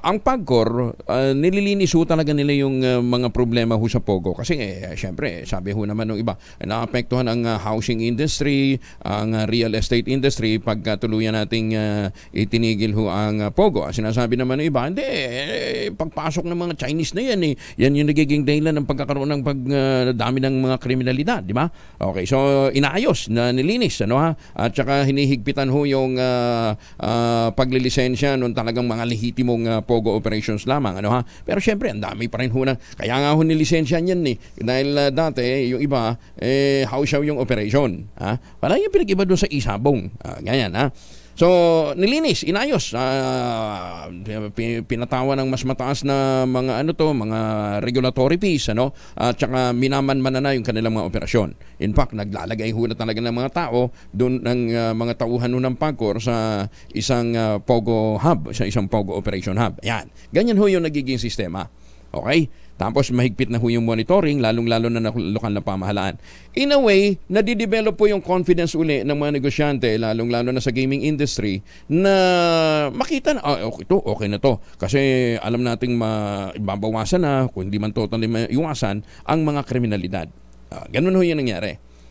Aba, alam po ninyo December 23, ang Games and Amusement Board na wala namang jurisdiction sa ganitong klase ng gaming, ni-raid ang isang licensed POGO operator dito po sa may Seascape, dito sa Pasay City, yung malaki dyan.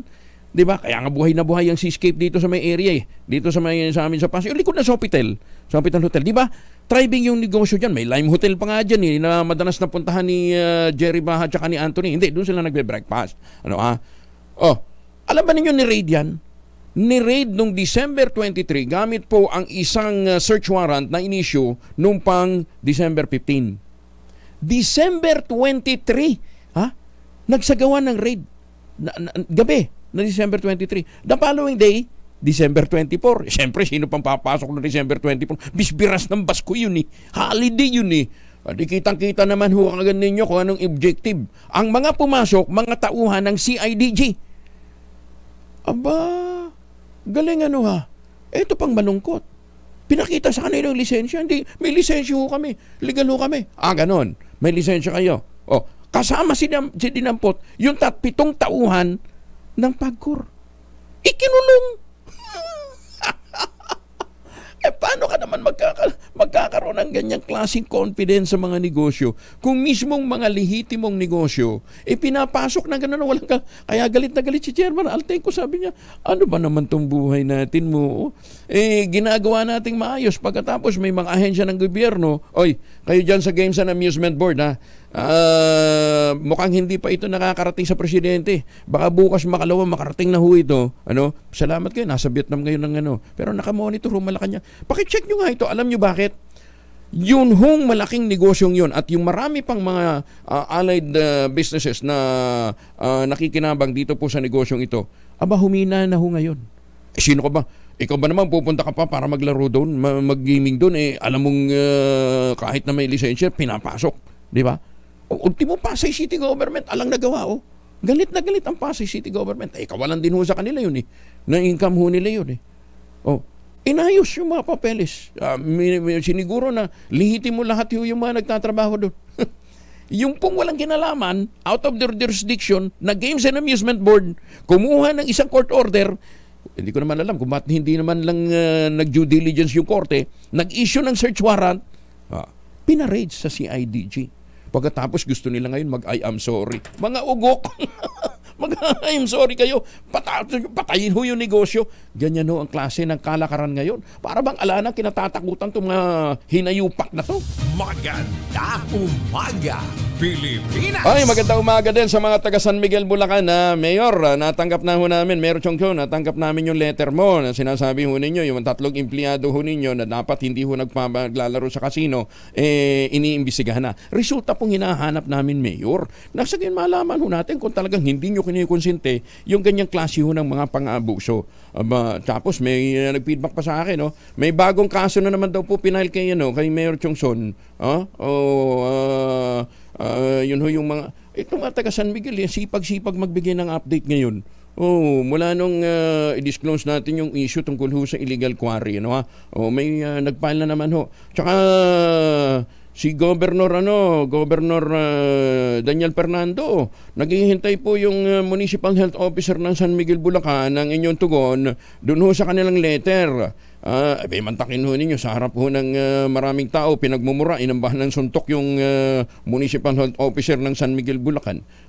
Kagaling ni Mayor, tapang butin lang hindi siya pinatulan. Kasi paano naman siya papatulan? Kaharap yung buntis na misis nung pagmumurahin at ambahan ng suntok ni Mayor yung kanilang Municipal Health Officer. Kaya ngayon, sumulat po kay Governor Daniel Fernando, umaapilahan ng proteksyon laban po dito sa pang-abuso ni Mayor sa Health Officer Dr. Hamir Chin Hechanova. Maganda umaga, Pilipinas! Malamig ang panahon, kaya dapat malapig ang uno nating lahat, Alamin natin kung magpapatuloy ang malamig na panahon mula kay Rhea Torres mula sa Pag-asa. Rhea, good morning. Yes po, good morning po sa inyo. Good morning po sa ating mga taga-subaybay. Sa update po muna sa magiging lagay ng ating panahon sa ating bansa. So, unahin po muna natin yung areas po na apektuhan nitong trough or extension ng isang low pressure area na sa labas po ng ating Philippine Area of Responsibility. Sa ngayon po, asahan po natin magiging maulan pa rin sa malaking bahagi ng Mindanao, pati na rin sa ilang bahagi ng Visayas, particularly dyan sa may Central Visayas, Biliran, Samar, Eastern Samar at Southern Leyte. So ipinag-iingat po yung ating mga kabayan dyan dahil posible pa rin po yung katamtaman hanggang sa paminsan-minsan malalakas na mga ulan na posible magdulot ng pagbaha o landslides, lalong-lalo na sa mga low-lying or hazard-prone areas. Sa nalalawing bahagi naman po ng ating bansa ay patuloy pa rin ang pag-iral ng northeast monsoon o hanging amihan at magdadala po ito ng may hinang mga pag-ulan sa Cagayan Valley, Aurora, Quezon at Bicol Region, pati na rin sa Northern Samar. Samantalang dito sa Metro Manila, ilang bahagi po ng Western Visayas at sa nalalawing bahagi naman po ng Luzon, magpapatuloy pa rin yung maaliwalas na panahon, may mga tsansa lamang ng mga pulo-pulong may hinang pag-ambon. Sa mga susunod na araw, magpapatuloy pa rin po yung epekto or pag-ulan dulot na itong trough sa bahagi naman po ng Mindanao and improving weather conditions na po tayo sa malaking bahagi ng ating bansa pagdating ng February 2. Hanggang sa mga susunod na araw po yan. Although inaasahan po natin posibleng humina yung epekto nitong hanging amihan. So, most likely around February 4 ay mostly around Northern Luzon or Central Luzon na lang po yung epekto nitong amihan. Ay, ganun? Nararanasan natin ngayon. So ang Valentine's hindi huggable? Sa ngayon po, medyo may kalayuan pa yung February 14. So baka may search po tayong asahan. Baka lumakas pa. Pero ilang bagyo inaasahan natin, Ma'am Rhea, pag February? Yes po, for the month of February, ganun din po yung inaasahan natin, 0 or 1 po ang posibleng pumasok or mabuo po sa loob ng park. At saka alam mo, isang napansin namin, parang yung ini-expect naming mahihinog ng mga prutas ng Pebrero dyan sa Mindanao, ang agang nahinog ngayon, ano ba yun, dahil sa init? Baka po. It's either that or sadyang maganda lang yung environment sa kanila ngayon. Oo, kaya tuloy, akala ko, yung binili namin ticket pang February pa eh. Mukhang hindi aabot eh. Sabi ng mga kasama namin dun, baka mabulok na. Kaya kailangan i-harvest. Buti lang, maganda presyo. Anyway, so wala tayong nakataas na gill warning, Ma'am Rhea? Ay, meron pa pong nakataas na babala sa matataas na pag-alon. Diyan po sa may silangang baybay ng Southern Luzon, silangang baybay ng Visayas at silangang baybay ng Mindanao. So, delikado pa rin pong pumalaot, lalong-lalo na po sa may mga maliit na sakyang pandagat dahil maalon pa rin po yung karagatan sa mga nabanggit na baybay. Okay, ayan. Ang Tagaytay, ano daw ang temperatura? Sabi, tinatanong lang ho ni Mayor Senny Mendoza ng Talisay. So, temperatures for Tagaytay po maglalaro mula 19 to 29 degrees Celsius. So, may kalamigan pa rin po ngayong araw para sa Tagaytay. Although, nakikita po natin medyo umaakyat na po yung mga temperatura natin dahil ito nga pahina na din po yung northeast monsoon sa ngayon. Oo, pero yung pagulan sa Davao hanggang bukas yan? Yes po, most likely hanggang bukas po. And pagdating po ng February po, mostly mga western sections or particularly dyan po sa may Zamboanga Peninsula, baka ulanin pa rin po sila hanggang February 2 rather. And pagdating po February 3, improving weather conditions po tayo. So mostly mga isolated na lang po yung mga pagulan. Ma'am Rhea, maraming salamat. Magandang umaga. Magandang umaga po. Maraming salamat din po. Si Rhea Torres mula sa Pag-asa. Magandang umaga, Pilipinas! Pero ano man po ang lakad natin ngayon, maulan man o hindi, mainit man, magbaon ho tayo ng pananggalang laban po sa init at sa lamig at gayon din laban ho sa mikrobyo. Dalawang formulation ng family alcohol na pwede nating pagpilian. Yung family 70% isopropyl alcohol especially prepared for clinics, hospital, pharmacies, laboratory. Pero okay na okay po yan sa mga households. Very effective ho yan sa disinfection at sterilization. Ganyan po ang bagsik ng family 70% isopropyl alcohol, pero kahit ganyan kabagsik yan, okay na okay yan sa kamay. Hindi humanunoy yung makamay dahil meron po yung moisturizer. Yun namang mabangong family rubbing compound improved alcohol. Yun po yung mabangong isopropyl alcohol na ginagamit po ng mga masahista, mga barbero, mga doktor, mga nurse, mga kumandrona. Ginagamit for sponge bathing and other cleansing purposes. Family rubbing alcohol parang DZRH subok na sa mahabang panahon. Mabibili sa namang butik at convenience stores nationwide. Family rubbing alcohol, hindi lang pampamilya, pang sports pa. Magandang umaga, Pilipinas! 23 makalipas ang alas 5 ng umaga. Champion! Umaga, Pilipinas! Hoy, 13 days na lamang Valentine's Day na. Huwag niyong kalilimutan. Ang Tangerine Chocolate po ay sing sarap ng imported na brand at sing ganda ho ng imported na brand ang packaging. Gawa ho yan ng mga magsasaka, ng mga manggagawa dyan po sa lalawigan ng Quezon. Sa tulong nga po ni Dr. Helen Tan, itong mga magnaniyog na dati umaasas po sa kopra. Ba ngayon na, mga MSMEs na po sila. Hinakot po yung mga magagandang planting material na kakao galing Davao. Itinanim sa ilalim po ng mga nyugan. Kaya ngayon ay nagpuproduce sila ng dekalidad na cacao beans para i-process para maging Tangerine Chocolate na sing sarap po ng mga important na brand. Ang Tangerine Chocolate po ay brand ng mga magniniyog dyan po sa lalawigan ng Quezon ng mga magsasaka. Available sa 0919-095-5935 o dili kaya sa tangerinechocolate.ph. Kaya doon sa mga suki natin dyan abroad, suportahan mo natin ang mga manggagawang Pilipino, ang ating mga magsasakang Pilipino. Tangkilikin po natin ang gawang atin. Tangerine Chocolate, produkto ng mga magniniyog at mga magsasaka dyan po sa lalawigan ng Quezon. Ang sabi nga po ni Governor Helen Tan, sino bang magmamalasakit sa Pilipino kundi ang kapwa Pilipino? Ngayon, pagka kayo ho'y pumupunta ng mga restaurant, di ba? Magandang service, di ba? Ang ginagawa natin, bibigay tayo ng tip. Ayan ako pag pupunta ako diyan sa doon sa Max Restaurant dito malapit sa CCP, di ba? Dami kong kaibigan mga waiter diyan sigurado may tip akong iiwanan diyan. Mahirap na. Baka syempre pagpunta mo sa susunod walang binibigyan na tip. Yung tip ba kasama sa tinatawag nating service charge? Yan. Yan po liliwanagin natin mula kay Secretary Benny Laguesma ng Department of Labor and Employment. Sec Benny, magandang umaga po sa inyo. Kong Angel, magandang umaga po at magandang umaga din po sa ating mga taga-subaybay at taga-tangkilik. Oo. Alam natin merong service charge law pero is this fully implemented? Naipatutupad po ba talaga ito? Yes, Kong Angel. Actually, pinagsimulan yan panahon pa ng pagsisimula ng Labor Code. Merong provision po doon tungkol sa service charge. At yung pong pinakahuli, ang tanda ko po, noong 2019, nagkaroon po ng amendatory law. Okay. May kinalaman sa service charge. At ito po ay pinatutupad doon po sa mga establishmento na ikangay kumukolekta o nagcha-charge po ng service charge. Sa ibang bansa ho kasi, mandatory na, punta ka ng China? Okay, hindi, wag na sa China, sa Amerika, pagka kumain ka sa isang Chinese restaurant, hindi ka nag-tip, pagagalitan ka Dito sa atin, ala naman gano'n, hindi ka naman, pero syempre nakakahiya ako minsan, lalo kung magandang serbisyo. So, yung service charge, dapat naka-incorporate na sa bill.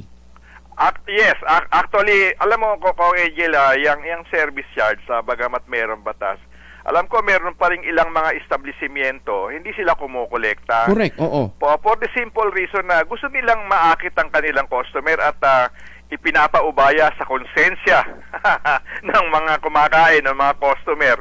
Kung magbibigay ng tip o hindi, mabuti kung ikaw kagaya mo, lagi kang may handang tip, So, siyempre, masyadong malugod at masaya ang mga waiters, pag nakitang dumarating ka, sasalubungin ka pa. Naman, oo. VIP treatment sa iyo. Sabi niya, ito, nagtitip to kahit 20-20.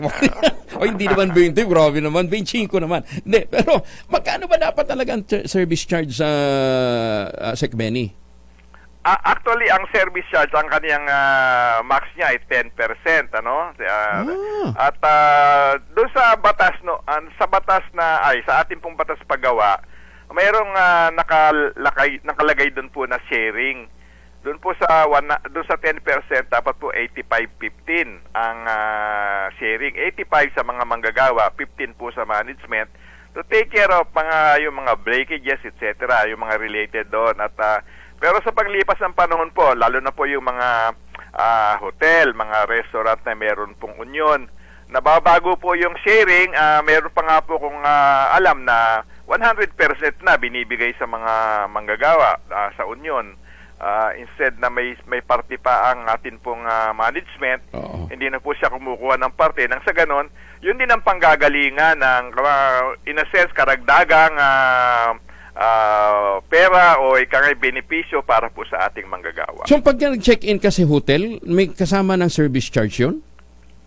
Wala pang, ibang sinacharge nila dyan di ba? Meron silang tinatawag na VAT, Kong Angel. Ito po, yung service charge po, basically, parang doon po sa serbisyo, lalo na sa mga outlets po ng hotel, makikita po natin yung nabanggit mo nga kanina, restaurant, yung mga kinakainan. Fast food. Yan po ang pinagsinmulan po ng ng service charge mga fast food, wala yata, wala po akong nakikita unless merong nagcha-charge.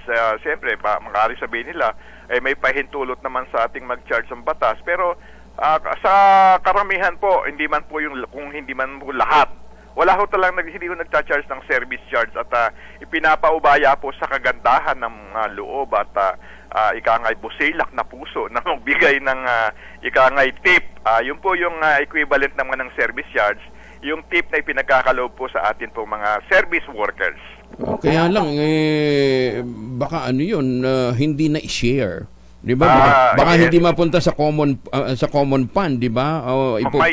Tama ka dyan, Kong Angel. Mayroong sistema na mayroong patakaran o kaya may sabihin na natin na regulasyon. Pag binigyan ng tip ang isang service worker, mayroong isang box, may isang kahon o kaya isang lata na doon nilalagay lahat at hinahati nila. Hindi ko alam kung paghahati nila ay lingguhan, buwanan o arawan. Yung araw ay hinahati na. Parang sa ganun huwag maging temptasyon doon sa iba na bawasan yung naipon o nakolekta na service o tip for that particular day. Pero siguro mas maganda na rin nalagyan na nasa bill, para nakikita mo rin. Tama ka dyan. Kasi minsan ang pinagsisimula ng hindi magandang ugnayan, yung mistrust, no? Dahil yung nabigyan, kunwari, ito binigay sa kanya, yung sa nagserbisyo. Pagpalagay na natin na 100 na barya, inilagay lang niya 20 o 50, may 50 na siya. Oo nga Siyempre, medyo tinitignan. Kaya minsan, ang alam ko, nire-require na yung mga walang pera pag nagsiserve, nakatabi ba? Nang sa ganon, mga patakaran na maaring pinatutupad ng management para nang sa ganon, talagang magkaroon ng pantay-pantay na paghahati o sharing kung ano man po ang naipon na tip for that particular day. Pero sa batas natin, sa service charge law, hindi siya mandatory. Kumbaga optional yung pag-charge na paglalagay ng service charge sa bill. Binibigyan ng option ang management, pero ang mandatory yung kapag kakaloob doon sa mga manggagawa na pinag-uukulan noon pong service charge. Ayun. So wala pa lang, basta ang sinasabi nyo lang, ang maximum should be 10% ng cost.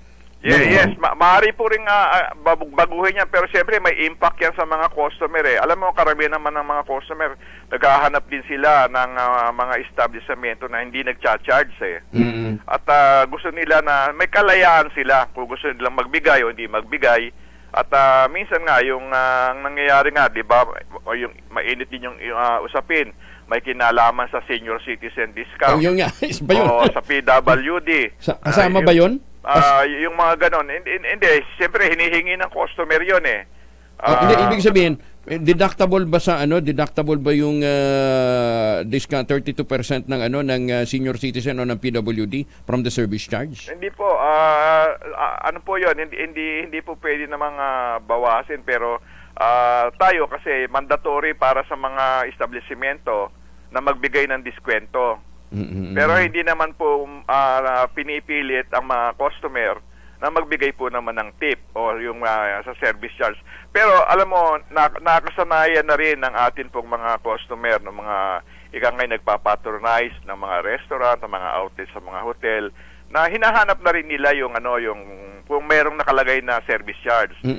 Pagka walang service charge, I think it is also to them an indication na magkusang loob naman kayo, magbigay kayo sa mga nagserbisyo, lalo na kung masaya kayo. Hindi pa nababawasan ang tubig mo, dadyan na naman yung waiter, bibigyan ka na naman ng tubig po, sir, ano pong gusto nyo, mga ganyan. No? Alam mo, depende rin sa karinyo ng mga service workers. No? Meron kasing mga service workers, tawag ka ng tawag, hindi pa lumalapit. Maaring reflection yon ng ugnayan ng manggagawa at namumuhunan. Kasi kung hindi masyadong masipag o hindi makarinyo ang isang service worker sa isang restaurant, reflective o reflection yun na baka something is wrong with the relationship. Kasi normally, dapat nagmamalasakit ang mga manggagawa sa kanyang establishmento. Ayun. Tsaka usually so ang under review pala ngayon is yung ang under review is yung hatian. Ang under review right now is yung implementing rules and regulations nung batas, kasi yung noong 2019 na lumabas ang batas, sinabi naman niya all employees except managerial employees. Although nakalagay din sa batas, sinasabi niya nothing in this act shall diminish existing benefits under policies, existing rules, regulations, agreements, no. So ang nire-review ngayon dahil yung mga manggagawa na nakikinabang sa pangkasalukuyan doon po sa service charge na nakukolekta ay yung mga regular workers lamang ng establishment. Ganun?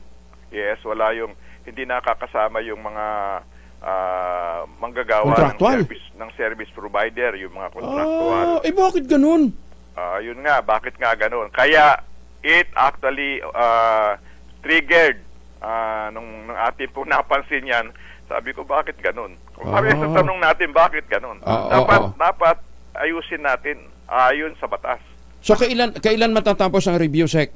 Baka lumabas na po yung implementing rules and regulations ngayong linggo na ito. Ay, salamat.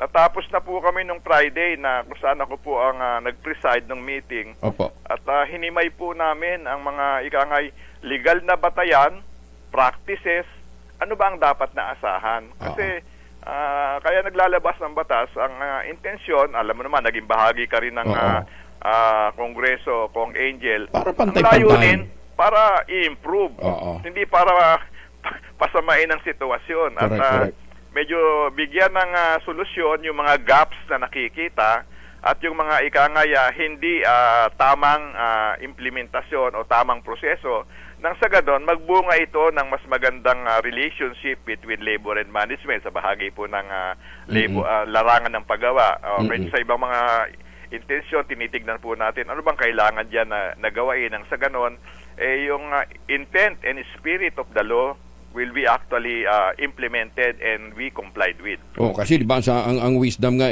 those who have less in law should have more in love. Ganun ba yun? Kala ko sasabihin mo, those who have less in laws will have hindi. Kaya dapat those who have less in life should have more in law. More in law, ayan. Yes, more in law. Ang ibig lang sabihin, kung ikaw po ay mayroong kasalatan sa buhay, dapat sa mga lumalabas o sinasabatas ng mga pulisiya, dapat na inayaangat nun ang kalagayan mo at kung hindi man talaga equally na ipapantay ka, medyo substantially na-address yung mga concerns mo. Ayan. So, next week, abangan na namin. By next week siguro, Kong Angel, at please. the latest, lalabas na po yung mapipirmahan ko na po yung department order na ikangay magbibigay ng kaliwanagan at ikangay yung tama ay siyempre sasabihin hindi tama yan dahil alam mo meron din yang implikasyon, Kong Angel. Sa dagdag ko lang na sa existing situation, kung ang naghahati-hati lamang ay yung mga regular nung sabihin natin ang isang hotel, no? At ngayon isasama mo na yung mga manggagawa na karamihan yan ay na-hire kung meron pong banquet, meron pong function, may kasalan, handaan, binyagan, ano man yan. Siyempre, babahagi sila doon sa nakolektang service charge. Oo nga, no? Oo, marami yun. So, kaya medyo nagkaroon ng counting variation yung pag-implement. Kasi ang sinasabi, kinwali pa yung word na employees, pero nakalagay naman all employees wala naman nakalagay doon na all employees excluding. Ang in-exclude lang niya talaga except managerial employees. Naman. Alangan naman yung manager, kakatkong pa doon, mabira naman. Laki-laki na ng sweldo nun. Anyway. Meron ding kasi yan, Kong Angel, batay dun sa aking naobserbahan at naipaabot sa akin ng mga ikangaya batayan. Bakit naman merong 15% noon? Kasi hindi naman laging ang isang hotel, lalo na nakaraan na pandemya, medyo bagsak sila, walang ganito. Yung gusto nila ring ma-maintain ang kanilang ikangay mga managerial employees na magagaling kasi nagkaroon ng dahil sa pandemya yung karamihan diyan na pirate at nung nagsimula kami, Kong Angel, magkatulong kami ng DOT ni Secretary Frasco upang nang sa ganon ma-produce magkaroon ng manpower complement ang mga hotel na nagsimulang ikangay magbukas, mag-operate fully.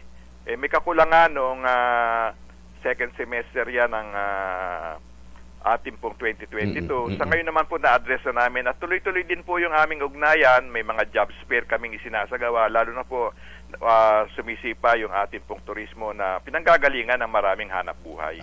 Ayan. Sek, maraming salamat ha. Abangan namin yung inyong Valentine's gift para po sa ating mga service workers sa mga service crew. Ay, teka, may pahabol dito si Malu. Patanong naman kung parehos na holiday ang February 8 at February 9. Bakit naging holiday ang February 8? Actually, yung pong alam natin minsan yung isang holiday nadideklara yan depende kung anong babagsakan na araw di ba? Oo, di ba? Ngayon ang nangyari diyan, merong isang proklamasyon nakasama na yung February 8 at itong February 9 ito nang binagsakan talaga ng Chinese New Year. So merong nilabas na natatandaan mo laging bago magsimula ang taon, meron ng listahan Yes. na dinideklarang holiday, whether regular holiday or special non-working holiday, sa isang proklamasyon ng ating Pangulo. Ginawa yan noong, kung di ako nagkakamali, Oktubre o November 2023, no? Na-identify na. Itong specific sa Chinese New Year, proklamasyon nito tungtong 2024. Kaya parehas na special non-working holiday yung 8 and 9. Kaya nga kung yan ay non-working holiday, special holiday, kung pumasok ang mga manggagawa, may 30% na premium. Nagdagdag. Ayan. Yan siguro ang gustong malaman ni Malu. Dahil kung papasok siya ng Biyernes at Sabado na non-working, baka kailangan makasingil ako ng... Masingil ko kasi kung angel dyan. Ayan. So, special non-working holiday ang 8 and 9. 8 and 9. Ayan, klaro ha. Ayan, sige. Sek, maraming abangan namin ha, pagkalalabas na kasi katutuwa sigurado yan ng mga service crew workers natin, lalong-lalo ng mga waiter ha. Yes, ibabato ko sa iyo ang informasyon kong Angel. Ibabato ko sa iyo. Thank you, Sek. Maraming salamat, magandang umaga po. Mabuhay po ang inyong programa. Kong Hai Wachay, ayan ha. Si Labor Secretary Benny Laguesma. Maganda umaga, Pilipinas! Uy, yun daw pong UN Special Rapporteur na si Irene Khan nakipagpulong sa mga opisyal ng NCIP. May kinalaman naman ito sa karapatan ng mga katutubo. Detalye na balita mula kay Bal Gonzales sa Rich Bal. Kuya Angel, sa pangunguna ni National Commission on Indigenous People Chairperson Jennifer Pia Sibuglas ang pagpupulong kay UN Special Rapporteur Irene Khan. Ayon kay Chairperson Sibuglas, sumentro ang meeting kay Khan sa mga isyu ng karapatan sa kalayaan at karapatan sa pagpapahayag ng mga katutubo. Sabi ni Sibuglas, inihayag niya kay Khan na ang usapin ng paglabag sa karapatan ng mga katutubo ay isa sa hamon na kanilang kinakaharap sa ngayon. Nagpahayag din aniya ang UN Rapporteur na dapat ay mas maging bukas ang NCIP sa pagkilala sa mga pagpapahayag ng mga katutubo. Inirekomenda din daw ni Khan ang paggamit ng mass media platform sa pagprotekta sa karapatan ng mga IPs. Dahil dito, ani Sibuglas, bumabalangkas na ang NDCIP sa ngayon ng mga konkretong hakbang para mailayo ang mga indigenous people sa kamay ng mga kaaway ng pamahalaan dahil kadalasan sila ang nagibiktima at mahihikayat na umanit sa maling paniniwala. Para sa kauna-unahan sa Pilipinas, DZRH sa Kunaman Bal Gonzales, tuloy-tuloy sa pagbabalita, tuloy-tuloy sa serbisyo. Sama-sama tayo, Pilipino.